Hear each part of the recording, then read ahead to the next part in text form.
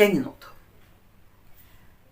لما نيجي نعلم الطفل يقعد على البوتي، مفيش حاجة نهائي اسمها اجيبه واقعده في الليفنج او اجيبه واقعده في المكان اللي احنا قاعدين فيه مع بعض كعيلة او كصحاب واقول له اقعد يا حبيبي اعمل بيبي هنا.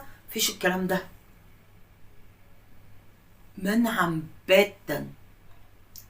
ابنك هيقعد على البوتي يبقى تاخديه في الحمام او في اوضه ومقفول عليكم الباب، غير كده لا. مفيش حاجه اسمها برافو يا حبيبي ويلا عشان عمو هيديك شوكولاته عشان تشجعيه على البوتي، والكلام ده كله غلط.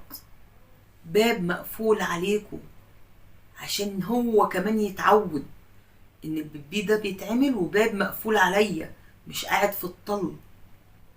فنركز في التفاصيل الصغيرة هي اللي هتودينا للحاجة الكبيرة، بناء شخصية سليمة وصحيحة.